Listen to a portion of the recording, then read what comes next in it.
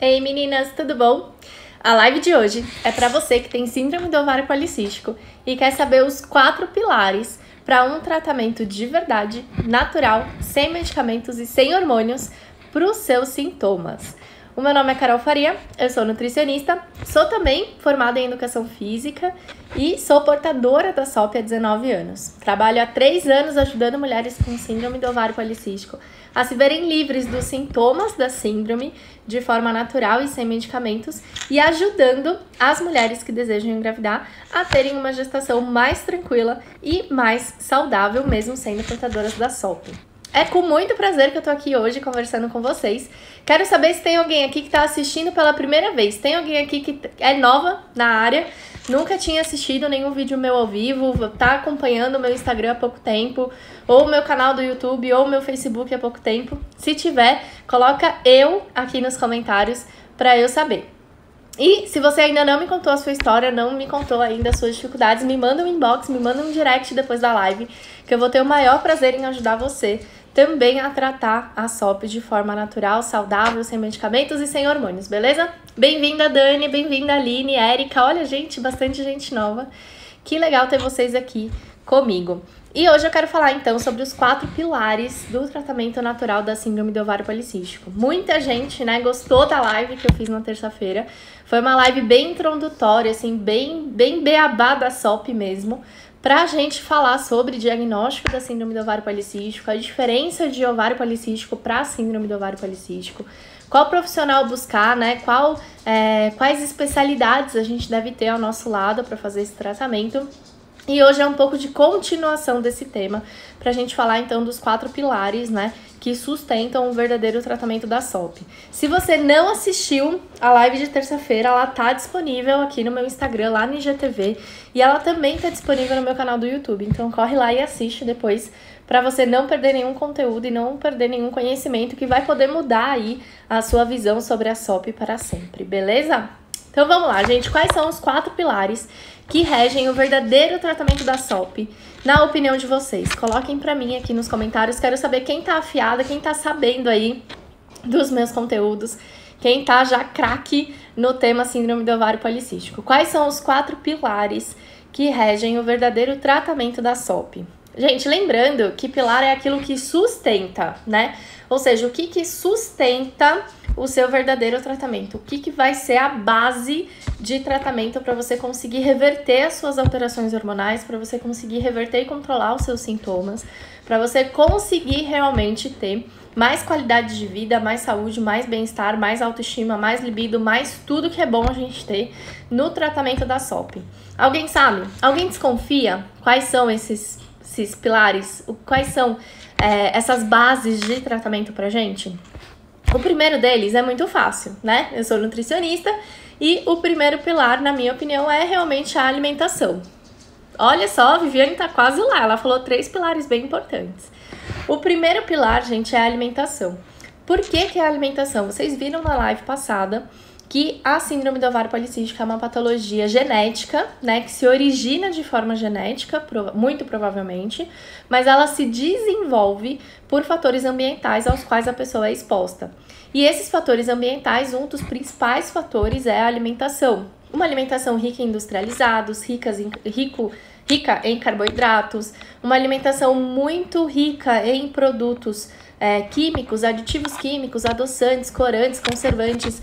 Tudo isso faz com que a gente tenha uma situação no nosso intestino chamada de disbiose, que é um desequilíbrio da microbiota intestinal, que gera resistência à insulina, que é uma dificuldade do nosso organismo em obter energia através do consumo do carboidrato.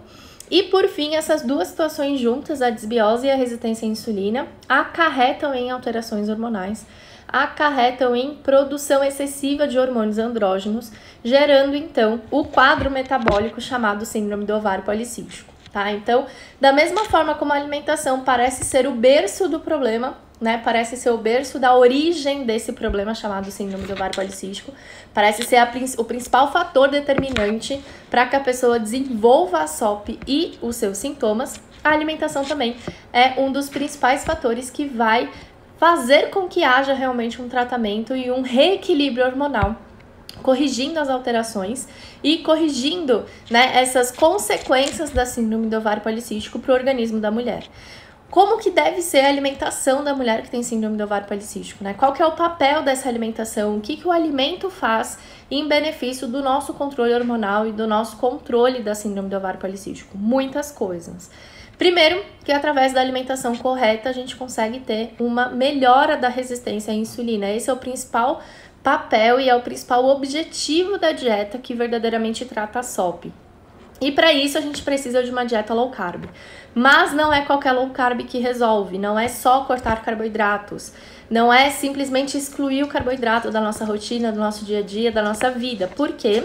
Alta restrição de carboidrato, ou seja, um consumo muito baixo de carboidrato, vai fazer com que a gente tenha uma alta produção de colesterol e, consequentemente, de testosterona, inclusive piorando os nossos sintomas. Então, olha só como é muito delicado esse assunto de low carb, né? Muita gente hoje confunde a palavra low carb com a palavra no carb, com a palavra cetogênica, com a palavra dieta da proteína, né? Com vários tipos de dieta que pregam a restrição drástica do nutriente carboidrato, que pregam, né, o baixíssimo ou nulo consumo do nutriente carboidrato. Mas isso para síndrome do ovário policístico é ruim. Para o tratamento da mulher que tem síndrome do ovário policístico, isso pode ser prejudicial. Então, uma dieta que verdadeiramente trata a síndrome do ovário policístico é uma dieta que preconiza principalmente o controle da resistência à insulina, priorizando um consumo de carboidratos, sim, mas de carboidratos saudáveis, de baixo índice glicêmico, com pouquíssima adição, né, de produtos industrializados, se possível, né, com zero adição de aditivos químicos nesses produtos, mas há o consumo do carboidrato. E dessa forma a gente consegue ter energia para as nossas células, a gente consegue ter energia para o nosso dia a dia, a gente consegue ter um controle da vontade de carboidratos, doces, massas, pães, que são muito comuns, é uma vontade muito comum da mulher com SOP, e controlando a nossa resistência à insulina, a gente volta a ter mais energia, volta a ter mais disposição, quem sabe começa uma atividade física, começa a ter mais gasto energético durante o dia, e principalmente consegue nutrir o nosso organismo com os nutrientes que ele precisa. Então, gente, dieta para SOP não é qualquer low carb. Não é só cortar carboidratos e nem é cortar carboidratos demais. É fazer boas escolhas, é consumir os carboidratos certos. É ter o consumo dos carboidratos principalmente integrais, principalmente vindo de raízes, né? Ou seja, batata, mandioca, inhame, mandioquinha, né? Alimentos que são naturalmente ricos em carboidratos, mas que vêm da natureza e que não foram passados aí por processos, né, de industrialização e de preparo. E uma dieta que favoreça a baixa da resistência à insulina, que dificulta a melhora, né? Aliás, que preconize a melhora dessa utilização da insulina e dessa utilização do carboidrato. Como que a gente sabe quando a dieta está fazendo efeito? Como que a gente sabe quando a dieta está adequada ao nosso objetivo e realmente está tratando a nossa condição? Porque a mulher começa a notar mais energia, mais disposição, mais vontade para as atividades do dia a dia, então ela consegue ter mais energia para as coisas que ela precisa fazer e menos vontade de consumir doces, massas, pães, carboidratos simples e refinados. Então, o primeiro sinal de que a dieta está sendo suficiente, de que a dieta está equilibrada para o nosso tratamento, é a melhora fisiológica do nosso metabolismo, marcado por mais energia e disposição e menos necessidade por carboidratos. Em um segundo momento, você vai começar a notar a melhora da barriga inchada, né? Um sintoma muito condizente com disbiose, um sintoma que é muito característico dessa situação de disbiose, de desequilíbrio da microbiota intestinal, que não necessariamente é o acúmulo de gordura na região abdominal. A gente tem também esse acúmulo mais proeminente na região da barriga por conta da resistência à insulina, isso também melhora, né, junto com a melhora da energia, junto com a menor vontade dos carboidratos. Mas mais do que diminuir gordura abdominal, é diminuir o inchaço da barriga. Vocês sentem a barriga de vocês mais inchada, uma barriga mais durinha, parece um começo de gestação? Uma barriga que mesmo na mulher magra chama atenção por ter uma circunferência abdominal maior do que o padrão corporal dela, ou maior do que seria o equilíbrio ali do organismo dela? uma barriga que fica estufada realmente, uma barriga dura, inchada, dolorida, que parece, né, eu acho que o que mais define esse abdômen é uma barriga no início da gravidez. Parece que a mulher tá grávida ali de uns 2 ou 3 meses. Esse sintoma é muito condizente com a disbiose, com o desequilíbrio da microbiota intestinal. Então a dieta, além dela focar em ser low carb, além dela focar em ter baixo consumo de industrializados, baixo consumo de açúcares, baixo consumo de carboidratos simples e refinados, a gente também foca nos alimentos que ajudam no controle do nosso intestino e na melhora do nosso funcionamento intestinal. Então a segunda coisa que a pessoa percebe, aliás, a terceira, né? A primeira é a melhora da energia, a segunda a diminuição do desejo e da necessidade por carboidratos. A terceira coisa que você vai perceber é a melhora desse abdômen distendido, dessa barriga inchada, né? Dessa barriga durinha e dolorida. E com isso acompanha-se também a melhora do funcionamento intestinal. Então é o intestino que passa a funcionar mais frequentemente, você começa a evacuar todos os dias, não demora para ir ao banheiro, não é um sacrifício, né, expelir o bolo fecal, é um funcionamento intestinal mais natural, menos dolorido e que acontece com maior frequência. Esse seria, então, o quarto sinal, né, de que você está numa dieta adequada, de que você está num cardápio que realmente está tratando as causas da síndrome do ovário policístico e não só intermediando os sintomas ou as manifestações do problema. Junto com tudo isso, junto com a melhora da disposição, junto com a melhora da sua necessidade, né, por carboidratos, junto da diminuição do inchaço abdominal e também a melhora do intestino, você começa a observar, então, a melhora dos sintomas, né? O cabelo começa a cair um pouco menos, para algumas pessoas já para a queda e começa o crescimento, a acne começa a secar, a pele fica menos oleosa, o couro cabeludo fica menos oleoso, você começa a notar também um crescimento mais lento dos pelos, e aí você começa então a conseguir, né, tratando a causa, a base do problema, ter melhora também nos sintomas.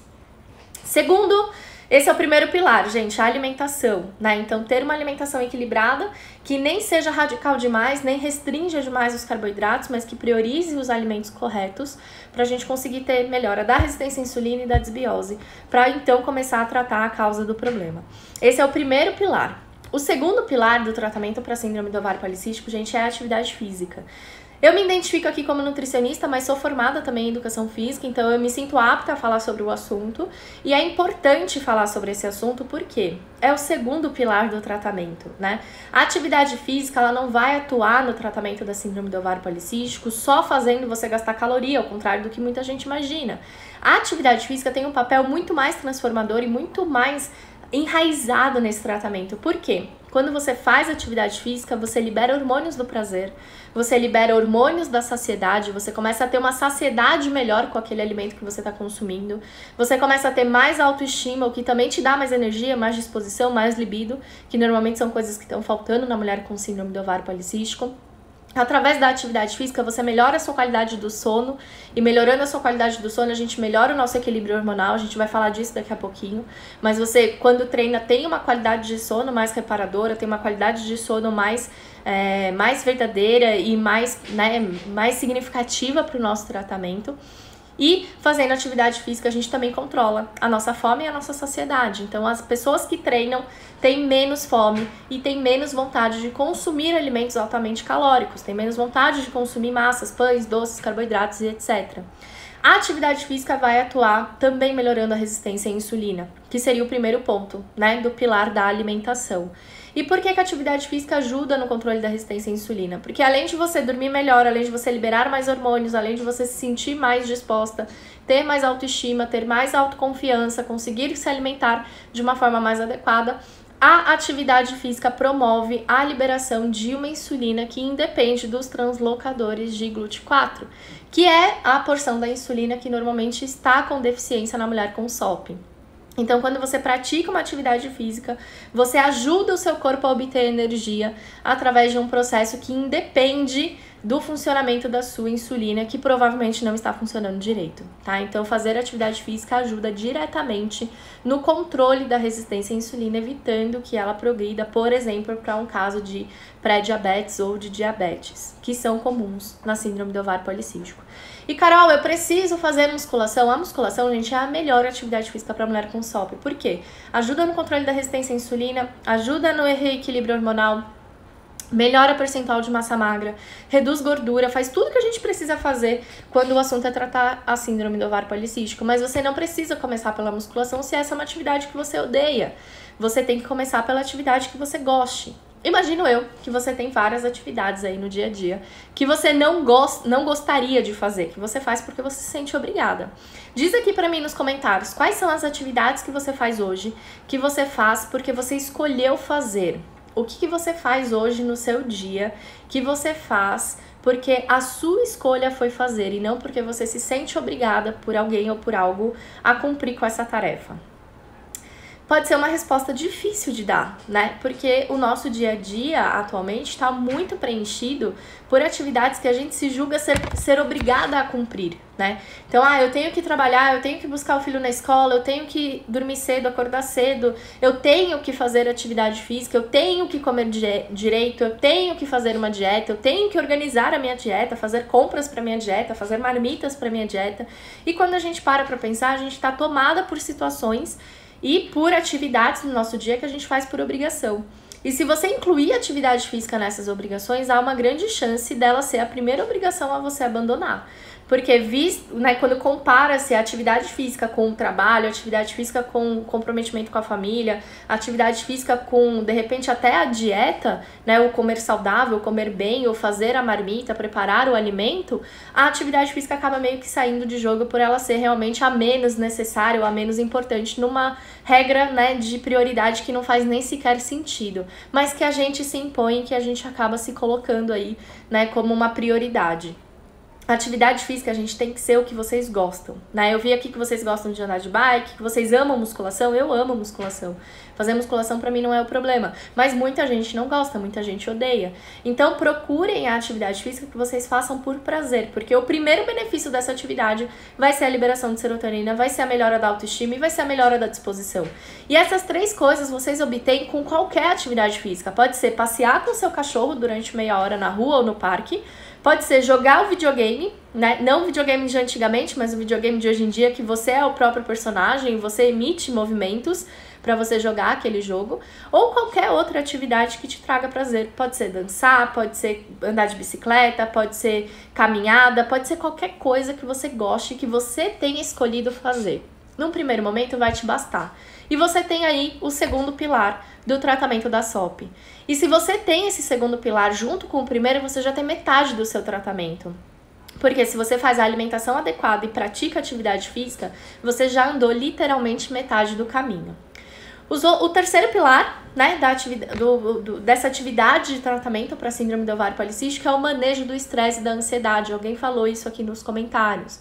E por que controlar estresse e ansiedade é importante? Porque quando você está estressado, quando você está ansioso, primeiro, a gente direciona muito disso para a alimentação, então a gente acaba ferrando o primeiro pilar, porque faz escolhas que de repente não seriam as melhores, de repente consome alimentos em uma quantidade maior do que seria necessário, faz escolhas, né, para alimentos que não são tão saudáveis ou acaba consumindo mais carboidrato, mais açúcar do que seria o ideal.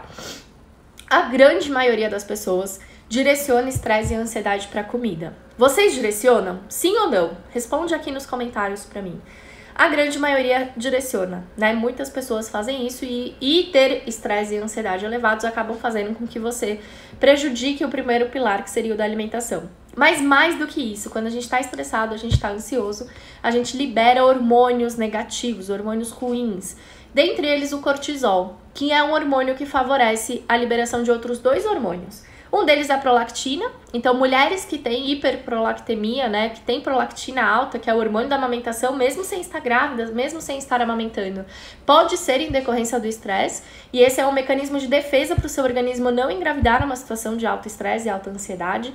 Então sim, mulheres com muito estresse, muita ansiedade podem não engravidar por conta disso, e a prolactina atua dessa forma, né, inibindo a ovulação e impedindo essa gestação acontecer. E falando mais especificamente do tratamento da SOP ao todo e não só para tentante, a alta produção de cortisol pode favorecer a resistência à insulina. Porque se você está numa situação de estresse e ansiedade, o seu corpo precisa te preparar ou para você lutar ou para você fugir. Os nossos ancestrais eram assim. Eles tinham que estar o tempo todo preparados para lutar contra o inimigo ou para fugir do inimigo. E para isso a gente precisa do quê? de energia. Então, a pessoa que tem alto estresse, tem alta ansiedade, acumula mais energia, acumula literalmente mais carboidratos em forma de gordura, aumenta a circunferência abdominal, piora a resistência à insulina e a gente entra num ciclo vicioso, onde você, com mais estresse e mais ansiedade, tem mais vontade de comer, come mais, come pior, piora a resistência à insulina, acumula mais gordura na região abdominal. E esse acúmulo da região abdominal piora a resistência à insulina, que te faz ficar mais cansado e comer pior. Então a gente entra num ciclo onde uma coisa vai levando a outra e a gente se vê num ritmo que a gente não consegue, né, ter o controle. Gerenciar estresse e ansiedade é importante. E gerenciar estresse e ansiedade não é não se estressar, não é não ter ansiedade, porque é muito difícil a gente controlar isso. A maior parte do estresse e da ansiedade vem de fatores externos, a gente não escolhe passar por eles. Mas você pode criar métodos e metodologias para que isso não te abale tanto. Gente, presta atenção, a água quente endurece o ovo e amolece a batata.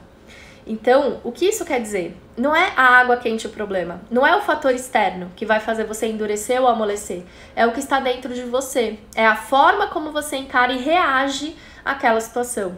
Ninguém aqui tem o poder de simplesmente não passar por estresse ou de simplesmente não ter ansiedade, porque são fatores externos que fazem com que a gente passe por isso. Mas a forma como você vai reagir pode ser controlada por você. Então você pode escolher ser a batata que endurece ou a batata que amolece ou o ovo que endurece, numa situação de estresse e ansiedade. A gente cria técnicas para isso, né? Algumas pessoas meditam, outras pessoas oram, outras pessoas fazem yoga, outras pessoas fazem, sei lá, exercícios de meditação e de respiração.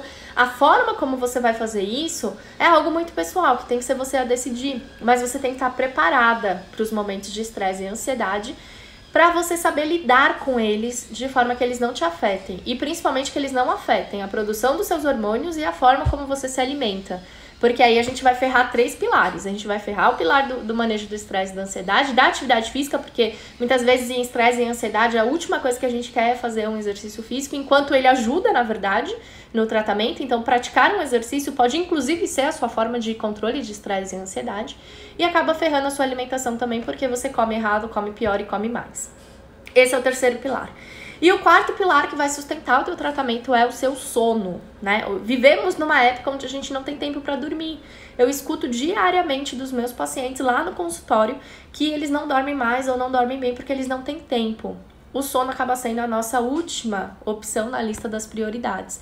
Eu primeiro tenho que treinar, eu primeiro tenho que fazer a dieta, eu primeiro tenho que ter tempo para minha família, para os meus filhos, para o meu marido, eu tenho que trabalhar até mais tarde, eu tenho que começar a trabalhar antes do meu horário, porque eu tenho inúmeras tarefas para cumprir no meu dia e o sono acaba ficando com o tempo que sobra, né? Eu tenho pacientes que chegam em casa com um nível de estresse e ansiedade extremamente altos e escolhem, por exemplo, como manejo de estresse e ansiedade, assistir uma série na TV. E essa série na TV vira um segundo episódio, um terceiro episódio, um quarto episódio e a pessoa vai dormir às 2 da manhã e acordar às 5 da manhã ou 6 da manhã, porque ela escolheu, né, ficar assistindo televisão até mais tarde. Como se o sono não fizesse parte de todo esse contexto. E noites de sono mal dormidas ou pouco dormidas fazem com que a gente tenha uma liberação muito ruim de grelina e leptina, 2 hormônios que controlam fome e saciedade.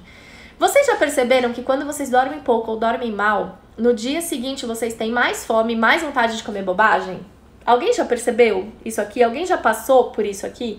Porque é exatamente isso que acontece. Quando a gente dorme pouco, a gente dorme mal, ou por algum motivo você perdeu o sono e não dormiu naquela noite, no dia seguinte você vai ter mais fome e vai sentir menos saciedade. Ou seja, você vai ter que comer mais, né? E talvez coma pior por não ter dormido bem durante a noite. É durante a noite também que a gente libera melatonina, o nosso hormônio do sono. Então, alguns hábitos da modernidade, como assistir televisão ou mexer no celular até mais tarde, fazem com que a gente não tenha a percepção da escuridão, que é o principal gatilho para a liberação de melatonina. E a melatonina é um antioxidante extremamente importante para a saúde dos nossos óvulos. Então, para você que, por exemplo, tem síndrome do ovário policístico e está tentando engravidar, o sono vai impactar diretamente no seu envelhecimento ovariano, fazendo com que você não gere nem óvulos saudáveis, nem embriões viáveis. Então, uma noite de sono mal dormida ou pouco dormida, ou uma qualidade de sono ruim, pode fazer com que você tenha dificuldade em engravidar, além de outras coisas, né? Então, além de fazer você ter mais fome durante o dia, comer pior, comer mais, ter uma alimentação ruim, isso também pode fazer com que você tenha dificuldade em engravidar. E aí a gente tem então os 4 pilares para o tratamento natural da SOP: a alimentação, a atividade física, o manejo do estresse e da ansiedade e o controle do sono. Tudo isso fez sentido para vocês? Vocês conseguem perceber a importância disso numa dimensão de tratamento para síndrome do ovário policístico? E olha que eu não falei, e assim, gente, pilar é o que sustenta, eu falei isso no começo da live. Uma cadeira tem 4 pés normalmente. Se tiver faltando um dos pés, você senta nessa cadeira? Eu não sento, porque eu sei que eu vou cair, né? A cadeira precisa de 4 pés para ser sustentada. Você precisa de 4 pilares para ter um tratamento da SOP adequado. Se um desses pilares estiver falhando, se um desses pilares estiver inexistente, se um desses pilares você não estiver controlando, não estiver olhando, não estiver cuidando, o que vai acontecer? O seu tratamento vai ser prejudicado, ele vai ser abalado. E se isso fosse uma cadeira, você não sentaria. Ou seja, você vai ser prejudicado. E olha que nesses pilares eu não falei de medicamento, eu não falei de suplemento, eu não falei de fitoterápico. E por que eles não estão nos pilares? Eles são importantes também. Para algumas mulheres, o medicamento é necessário, né? Mulheres que têm uma resistência à insulina mais grave, que têm uma situação metabólica mais prejudicada, ou que já estão, né, com um problema há muito tempo, não se deram conta, não trataram, e quando perceberam já estavam num nível de comprometimento muito maior, o medicamento é necessário. Mas ele não faz parte do pilar, por quê? Mesmo o medicamento só vai ter efeito e só vai ter a atuação necessária se ele tiver acompanhado dos 4 pilares. Não adianta você usar a metformina, a glifage, a saxenda, a Victoza, o Ozempic, se você não tem uma alimentação bacana, se você não faz atividade física, se você vive estressada, vive ansiosa, se você dorme pouco, dorme mal. Não adianta você usar um aldactone, uma espirulactona para o tratamento da queda de cabelo e da acne, se você não tem os 4 pilares muito bem constituídos, né? Se você não tem os 4 pilares muito bem equilibrados. Não adianta você buscar a solução na medicação se o seu pilar de sustentação está danificado ou não está ali, né, fazendo o papel dele. Então, pilar, gente, é o mais importante. Não adianta você querer um chá milagroso, um suplemento milagroso. Nutri, como que eu tomo chá de alcaçuz? Essa foi a pergunta que eu mais recebi no meu inbox desde ontem, por conta do post, né? Por conta do infográfico que eu fiz. Cara, não adianta você tomar chá de alcaçuz o dia inteiro se você não tiver com seus 4 pilares muito bem estabelecidos. Se você não tiver com a alimentação certa, se você não estiver fazendo atividade física, se você não estiver controlando estresse e ansiedade, se você não estiver dormindo direito. Então, o chá, o suplemento, o fitoterápico, o medicamento, ele vem para potencializar um resultado que os 4 pilares já estão te dando. Você precisa desses 4 pilares muito bem estruturados. Quando você começa a estruturar esses 4 pilares e você começa a notar os efeitos e começa a ver os benefícios, que foi o que eu falei no começo, né? Principalmente em relação à alimentação, o que você percebe, o que te faz acreditar que você está no caminho certo. Quando isso começa a acontecer, aí sim você usa um chá para potencializar esse resultado. Aí sim você vai buscar um suplemento que te ajude a melhorar e intensificar esse resultado. Aí sim o medicamento vai fazer o efeito dele de melhorar a sua situação metabólica. Mas sem os 4 pilares nada vai resolver. Nada vai fazer a diferença. Então, gente, essa é na verdade uma continuação da última live. E eu fecho aqui, né, o beabá da SOP. Eu fecho aqui o básico do básico que você precisa saber sobre síndrome do ovário policístico para ter um tratamento natural e para conseguir tratar de verdade, né? Porque na última live a gente aprendeu que tratar o sintoma não resolve, né? Um medicamento para o cabelo, um medicamento para a pele, um creme para acne, um tratamento estético para o controle da sua gordura, nada disso vai resolver o problema. Isso vai intermediar o sintoma, isso vai de repente te ajudar na parte estética, mas não vai resolver o problema, né? Não vai na raiz do problema e não vai ser o tratamento que vai impedir você de ter intercorrências e consequências da SOP no futuro. Quais são as consequências de uma SOP não tratada? Risco cardiovascular, então infarto, arteriosclerose, entupimento de artéria, diabetes, quadros, né, para gestante, para mulher que pretende engravidar, pré-eclâmpsia, eclâmpsia, diabetes gestacional. Vocês viram, né, a gravidinha que morreu aí a caminho do casamento por eclâmpsia? Então é algo extremamente sério. Nascimento de natimorto, parto prematuro, aborto, tudo isso é risco para síndrome do ovário policístico não tratada. A SOP não tratada pode gerar problemas diversos na nossa saúde. Problemas crônicos e degenerativos, ou seja, que a partir do momento que eles surgem, eles não têm cura e eles ainda pioram gradativamente a sua situação de saúde. Então é melhor tratar agora, né? É melhor cuidar desses 4 pilares hoje e começar o tratamento enquanto você só tem só tem sintomas, do que quando você já tiver com as consequências da SOP, que com certeza são muito piores do que uma queda de cabelo, do que uma acne ou do que o excesso de pelos. Combinado? E aí, gostaram da live de hoje? Eu aproveito aqui os minutinhos finais para lembrar vocês de que a gente está com as inscrições para o grupo de desafios 30 dias contra a SOP abertas. No desafio você aprende sobre os 4 pilares? Aprende, mas aprende de uma forma muito mais completa, de uma forma muito mais profunda, com muito mais detalhes e com muito mais passo a passo do que fazer para conseguir ajustar cada um desses pilares. Então, no desafio da SOP, você vai aprender a como construir o seu pilar da alimentação, vai ter dicas e técnicas do que fazer no dia a dia para construir o seu pilar da atividade física, vai ter dicas e técnicas para construir o seu pilar de manejo de estresse e ansiedade. Então, o que fazer no dia a dia para isso não te afetar e para você não ser, né, a batata que amolece no estresse, mas sim o ovo que endurece. E vai aprender a ter o pilar, então, né, da melhora do sono, né? O que fazer para controlar sono, a ter rotina de sono, a conseguir melhorar, né, qualidade de sono durante a noite. Tudo isso é passado no desafio 30 dias contra a SOP, com tarefas diárias, então com coisas simples para você fazer no dia a dia, que ao todo vão fazer uma baita diferença, além de aulas inéditas, exclusivas, né, gravadas para você assistir quando quiser e da onde você estiver, sobre alimentação, aulas com ginecologistas, aulas com endocrinologistas, com fitoterapeutas. Então, quais são os chás, quais são os fitoterápicos, os suplementos que você pode usar dependendo do seu caso, da sua manifestação e dos seus sintomas, né? Tudo isso você aprende no desafio 30 dias contra a SOP.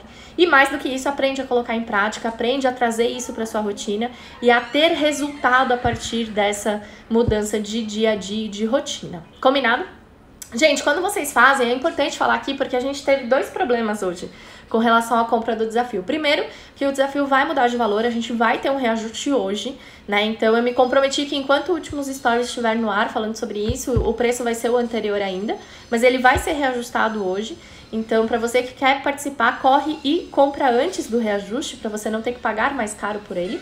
E o segundo problema que a gente teve é em relação a quando a pessoa compra, ela recebe um e-book. Esse e-book não tem informações, tipo, demais, assim, não tem. É um e-book com um nivelamento muito básico para que todo mundo entre no desafio, pelo menos sabendo o que é síndrome do ovário policístico. Por quê? Porque quem entra no desafio, às vezes está me acompanhando há muito tempo, já viu todas as minhas lives, todos os meus vídeos, já é quase uma expert em SOP, mas tem aquela pessoa que começou a me seguir ontem, que está completamente perdida no diagnóstico, que não sabe lidar com os sintomas, que não sabe nem identificar o que é sintoma da SOP e o que não é. Então, o e-book que a Hotmart manda para vocês quando vocês se inscrevem, gente, é o conteúdo mais básico do mundo e de propósito, tá? O conteúdo do desafio não tá nesse e-book. O conteúdo do desafio vai acontecer a partir da segunda-feira, quando o grupo é aberto. Então, o que aconteceu? As pessoas compraram o desafio na madrugada, tipo umas 3 da manhã, as outras 5:30 da manhã. Eu nem sei se essas pessoas estão no Brasil ou não, talvez não.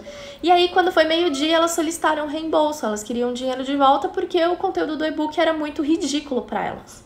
E aí eu tenho que explicar pacientemente de que o desafio não é o e-book, tá? Quando vocês fazem a compra, vocês recebem sim um material ridículo para algumas e para a grande maioria talvez, mas ainda assim importante para outras. Só que mesmo assim, mesmo que o conteúdo do e-book seja extremamente ridículo para você, você vai receber muito além disso no desafio. Afinal de contas, você comprou um grupo de desafios, né? Você não comprou só um e-book.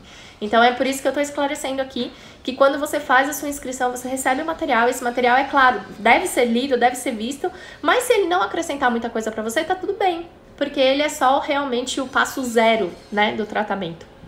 O passo 1 vai ser na segunda-feira, quando o grupo começar. Beleza? Gente, quem quiser fazer inscrição no grupo de desafios 30 dias contra a SOP, o link tá em azul no meu perfil do Instagram. Então, terminou a live, olha lá no meu Instagram, tem o link azul. Por lá você conhece um pouquinho do desafio, vê alguns depoimentos e consegue se inscrever diretamente na Hotmart, tá? 100% tranquilo, pode colocar os dados de pagamento, dados de cartão. A Hotmart ela faz uma transição financeira há muito tempo, né? Ela é uma intermediadora financeira. Eu vendo os meus cursos, os meus e-books, os meus produtos a eles, né, com eles há pelo menos 3 anos e já comprei inúmeros cursos também através da Hotmart. Então, para quem não está adaptado, pode parecer estranho, mas ela realmente é uma empresa extremamente conceituada e segura para você fazer o seu pagamento. você vai receber o e-book e eu vou te chamar no WhatsApp para conversar contigo. Se você comprar às 3 da manhã, gente, vai demorar umas horas aí para eu entrar em contato, entendeu? Tenham paciência, porque afinal de contas somos humanos aqui do outro lado, né? Nem eu, nem a minha equipe estamos 24 horas de plantão ou 24 horas respondendo vocês, seja pelo WhatsApp, seja aqui no Instagram, ou seja por qualquer outro meio de comunicação. Todo mundo é respondido, todo mundo recebe resposta, todo mundo esclarece as dúvidas, mas a gente tem o nosso tempo, né? E é importante vocês entenderem e respeitarem isso.